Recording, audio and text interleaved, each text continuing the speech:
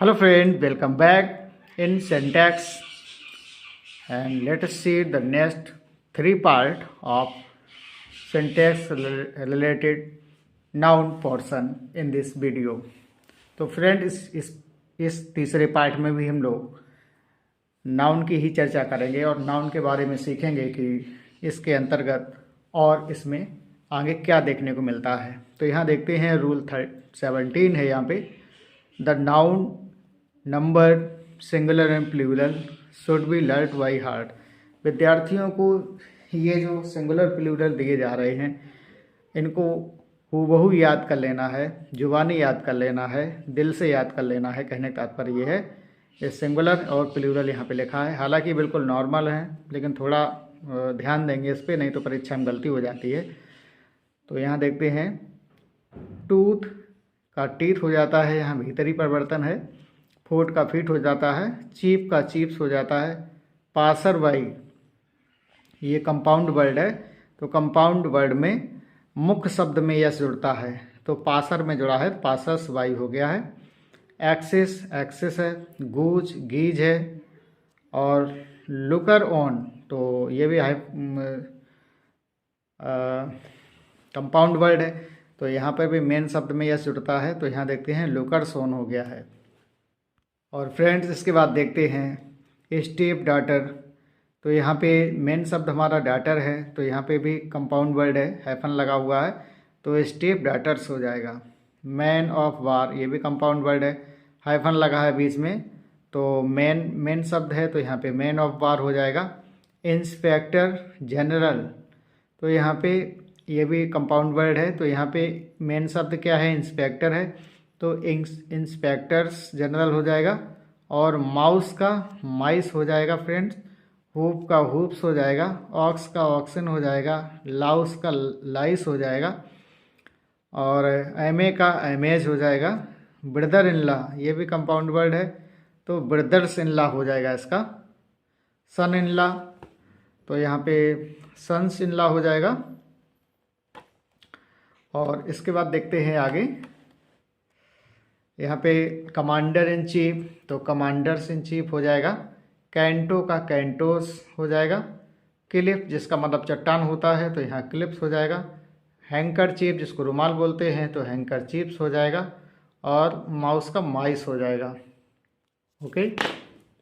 और फ्रेंड्स इसके बाद नाउन के अंतर्गत ही ये पजेसिव केज भी इसके अंतर्गत आता है, जिसको जेनेटिव बोला जाता है। जैसे पजेसिव केज है, इसको ही जेनेटिव बोला जाता है। और पजेसिव केज या generative can be divided into two parts, इसको दो भाग में बांट देते हैं, एस जेनेटिव और ऑफ जेनेटिव, है ना, जो संबंध बताता है। तो यहाँ देखते हैं रूल फर्स्ट है, अपोस्ट्रोफी एस यानी पहले कोमा फिर S is used with animate subject, माने जो सजीव कर्ता होते हैं उनके साथ अपोस्ट्रोफी एस का प्रयोग किया जाता है। जैसे देखते हैं as Mohan's pen has been lost, तो मोहन का जो पेन है वो चुरा लिया गया है, कहने का तात्पर्य ये है। तो मोहन से मोहन क्या है, एक एनिमेट सब्जेक्ट है, एनिमेट नाउन है, तो ऐसी कंडीशन में हमें अपोस्ट्रोफी एस का प्रयोग सजीव कर्ता के साथ करना है। इसके बाद देखते हैं रीताज हस्बैंड, माने रीता का पति इज ए डॉक्टर, क्या है, एक डॉक्टर है। ओके फ्रेंड, सरल है, कोई दिक्कत नहीं है। आगे देखते हैं रूल 2। रूल 2 में देखेंगे अपोस्ट्रोफी मार्क केवल ओनली केवल is used with plural subject, यदि कर्ता हमारा प्लूरल है और उसमें पहले से ही यस जुड़ा है, तो फ्रेंड्स हमें अपोस्ट्रोफी एस नहीं लगाना है, केवल हमें अपोस्ट्रोफी मार्क का प्रयोग करना है। जैसे देखते हैं यहाँ पे गर्ल्स लिखा है, पहले से ही प्लूरल है, तो केवल हमें अपोस्ट्रोफी मार्क का प्रयोग किया गया है। देख सकते हैं यहाँ पे गर्ल्सेज रूम माने लड़कियों का कमरा। आगे देखते हैं बॉयज़, तो फ्रेंड्स यहाँ पे पहले से ही बॉयज़ है, प्लूरल सब्जेक्ट है हमारा, तो हम केवल अपोस्ट्रोफी मार्क का ही प्रयोग कर रहे हैं। देख सकते हैं बॉयज़ स्कूल, कहने का तात्पर्य क्या हुआ, लड़कों का स्कूल, ये हो गया। इसके बाद देखते हैं रूल 3 देखते क्या कह रहा है रूल 3, कि when we consider lifeless things as lifeful things, कहने का तात्पर्य क्या है कि व्हेन जब भी हम कंसीडर ध्यान देते हैं या मानते हैं लाइफलेस थिंग्स निर्जीव चीज़ों को एज लाइफुल थिंग्स उनको हम सजीव चीज़ मान लेते हैं, अपोस्ट्रोफी एस इज यूज्ड, तो ऐसे में अपोस्ट्रोफी एस का प्रयोग होता है। जैसे आप देखते हैं यहाँ पे कि हमने जब निर्जीव कर्ता को क्या मान लिया, सजीव मान लिया, तो हम अपोस्ट्रोफी एस का प्रयोग करके उसको बता सकते हैं। तो यहाँ इसका मतलब हो जाता है पर्सोनिफाइड द सब्जेक्ट। तो ऐसी कंडीशन में हम मानवीकरण कर देते हैं। जैसे देखते हैं यहाँ पे नेचर्स लॉ इज पावरफुल, माने प्रकृति का जो नियम है, जो नेचर का नियम है वो बहुत शक्तिशाली है। तो यहाँ पे नेचर्स लॉ, नेचर को हमने क्या मान लिया, एक सजीव कर्ता मान लिया। इसी प्रकार से यहाँ देखते हैं futures fortunes favourite, fortunes favourite as depend on destiny, माने भाग्य का जो अनुकूलन है वो किस पे निर्भर करता है, भाग्य पर निर्भर करता है।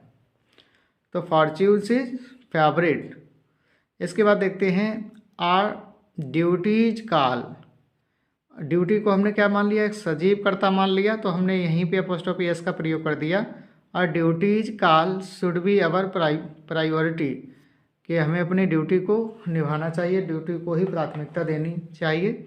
और आगे देखते हैं एट डेथ्स डोर, यहाँ मृत्यु के दरवाजे, हाँ, इज ओपन फॉर ऑल, और मृत्यु के जो दरवाजे हैं वो सभी के लिए खुले हुए हैं। तो ये हो गया है मानवीकरण का प्रयोग, जहाँ हमने निर्जीव कर्ता को सजीव मान लिया है और ऐसी कंडीशन में हमने अपोस्ट्रोफी एस का प्रयोग किया है। और इसके बाद देखते हैं friends apostrophe S is used with time, place, time, space and weight. इन तीन चीज़ों के साथ आपको अपोस्ट्रोफी एस का प्रयोग करना है। कहने का तात्पर्य ये है कि यहाँ टाइम और स्पेस और वेट को भी हमने मानवीकरण कर दिया है, पर्सोनिफाइड कर दिया है, तो इनके साथ भी हमें अपोस्ट्रोफी एस का प्रयोग करना है। जैसे देखते हैं a day's leave is compulsory in a week, तो यहाँ देखते हैं अ डेज लीव, यहाँ पे डेज पे हमने डेज को क्या कर दिया है, पर्सोनिफाइड कर दिया है, तो हमने यहाँ पे अपोस्ट्रोफी एस का प्रयोग किया है। ए डेज लीव, एक दिन की छुट्टी, इज कंपल्सरी, आवश्यक है, इन ए वीक, एक सप्ताह में, है ना। तो ये मुख्य चीज़ यहाँ पे देखेंगे आप। आगे देखते हैं अब ए पाउंडसिज बैट, अब यहाँ पे एक पाउंड बैट की बात की जा रही है, तो यहाँ पे भी इसको पर्सोनिफाइड कर दिया गया और अपोस्ट्रोफी एस का प्रयोग किया गया है। Was lying on the table, table पे एक पाउंड जो बैट था वो पड़ा हुआ था। तो इसके बाद देखते हैं, तो ये हमारा क्या हो गया, वेट हो गया अ पाउंड, और यहाँ पे टाइम क्या हो गया, ए डेज लीव, ये हमारा क्या हो गया, टाइम हो गया।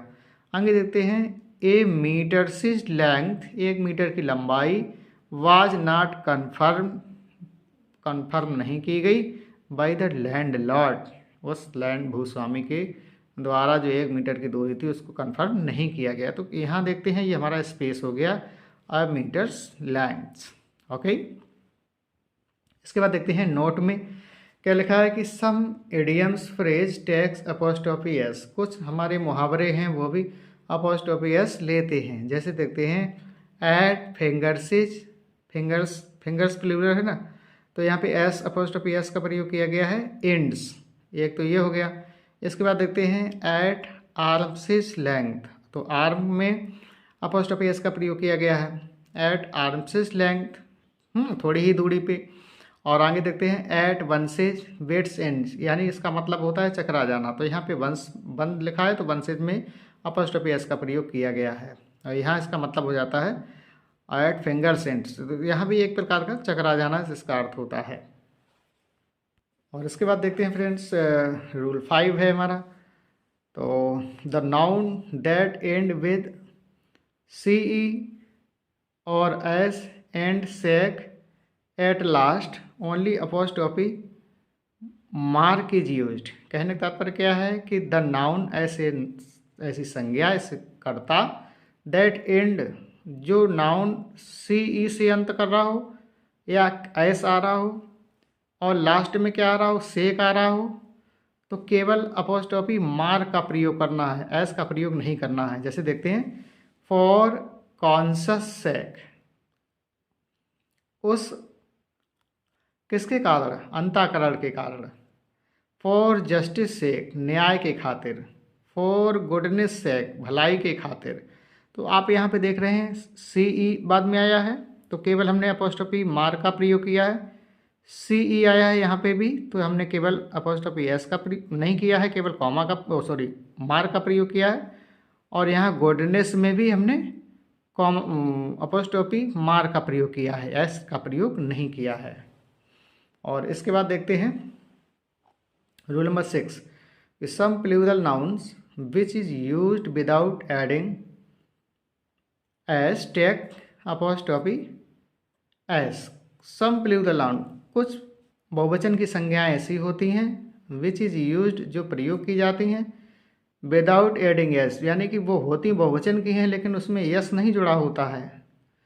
तो टैग अपोस्ट्रोफी एस, तो ऐसी कंडीशन में जब हम उसमें अपोस्ट्रोफी एस जोड़ेंगे तो हमें एस जोड़ना पड़ेगा। जैसे देखते हैं, बी मैन लिखा है और चिल्ड्रन लिखा है।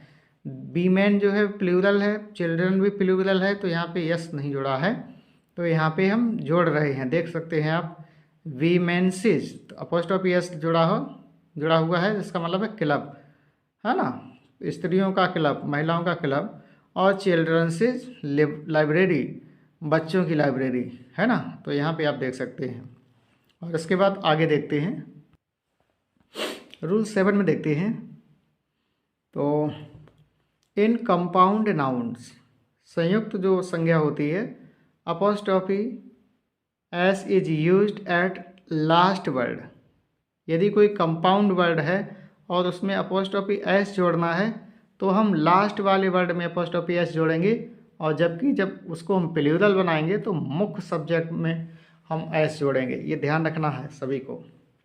जैसे देखते हैं, this is my sister in large house. This is, यह है, my sister in large house, मेरी साली का घर या मेरी बहन का घर, है ना, बहन को तो नहीं होगा, सिस्टर इन लॉ का मतलब है यहाँ पे साली का घर है। और आगे देखते हैं, that was my brother in law's car, वह मेरे ब्रदर इन लॉ का मतलब यहाँ पे साला होता है ना, तो ये किसकी कार है, that was my brother in law से। अब आप देख रहे हैं कि जो कंपाउंड वर्ड है उसकी लास्ट में अपोस्ट्रोफी एस का प्रयोग किया गया है। क्लियर, तो वह कार मेरे साले की कार है।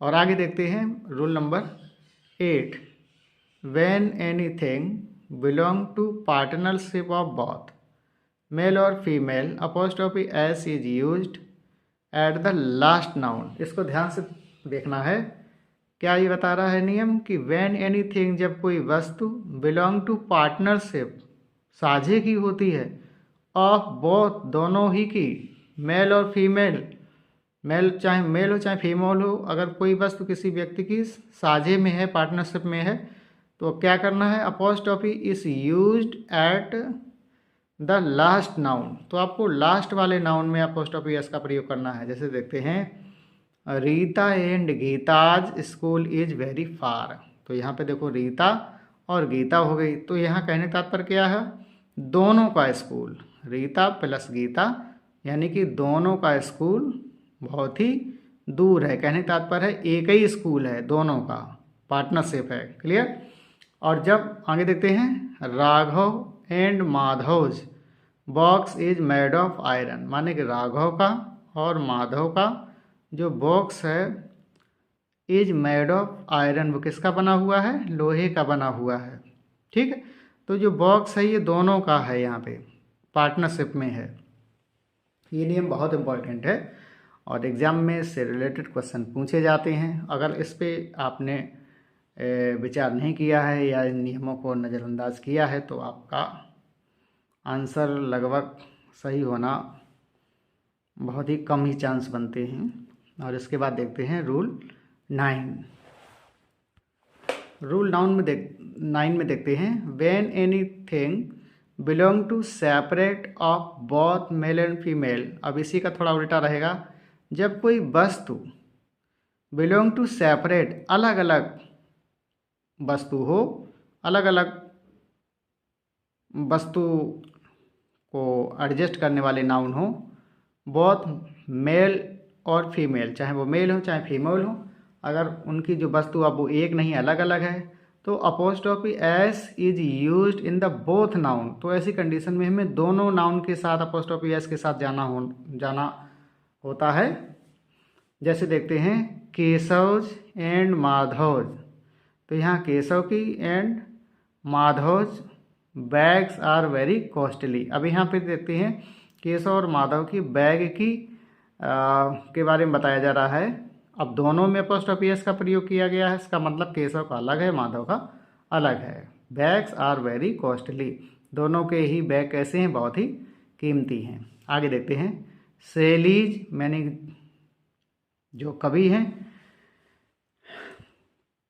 पीबी शैली एंड वर्ड्सवर्थ, माने शैलीज एंड वर्ड्सवर्थ दोनों में अपोस्ट्रोफी एस लगा है। इसका मतलब ये हुआ कि दोनों कवियों की कविताएं, पॉइम्स आर वेरी अट्रैक्टिव, दोनों ही कवियों की जो कविताएं हैं वो वास्तव में बहुत ही आकर्षण से युक्त हैं।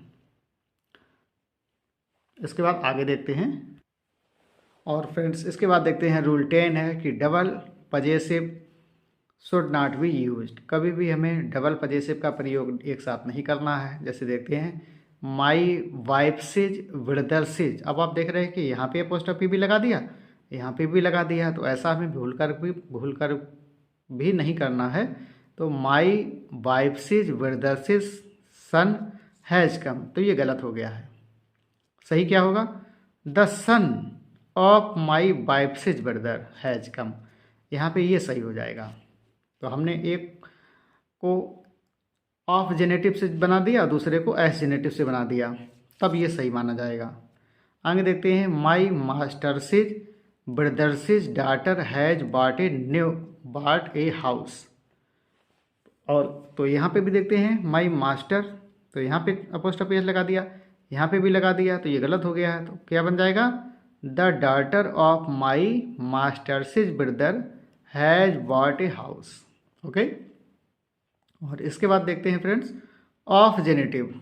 ऑफ जेनेटिव को आप यूं ही समझ जाएंगे, कैसे प्रयोग करना है इसका। Of generative is used with inanimate nouns, जब यहाँ पे नाउन्स, हाँ, जब कर्ता हमारा निर्जीव हो, संज्ञा हमारी निर्जीव हो, तो ऐसी कंडीशन में हमें ऑफ जेनेटिव के साथ जाना पड़ेगा, तो वहाँ पे यस जेनेटिव का प्रयोग ना करें। जैसे देखते हैं the leg of the chair, तो यहाँ क्या बताया जा रहा है, कुर्सी का पाँव की बात की जा रही है, पैर की बात की जा रही है, तो चेयर निर्जीव है, इनएनिमेट ऑब्जेक्ट है, तो यहाँ पे हमें ऑफ जेनेटिव का प्रयोग करना होगा। हाँ, the leg of the chair, इसको हम पर्सोनिफाइड नहीं कर सकते हैं, ना कि द टेबल से लेग कर दें, तो ये गलत हो जाएगा। इसी प्रकार से the cover of the book, तो बुक जो निर्जीव है तो हम ऑफ जेनेटिव के साथ जाएंगे, ना कि ये कहेंगे द बॉक्सेज कवर, कहना गलत हो जाएगा। तो फ्रेंड्स नाउन से संबंधित जितने भी नियम थे वो शायद आज यहीं पे समाप्त हो रहे हैं। और फ्रेंड्स इसके बाद इससे रिलेटेड जो एक्सरसाइज रहेगी उसको देख पाएंगे, और इसके बाद ये क्रम यूँ ही चलता रहेगा। और इसको अच्छे ढंग से समझने के लिए फ्रेंड्स इसको बढ़ते क्रम में देखें, असेंडिंग ऑर्डर में देखें, और यदि आपको कोई असुविधा होती है, कोई प्रॉब्लम रहती है, कमेंट बॉक्स में कमेंट करके ज़रूर बताएं, और कुछ पूछना हो तो आप पूछ भी सकते हैं। आज के लिए इतना ही, आपका दिन बहुत बहुत मंगलमय हो। Thank you very much.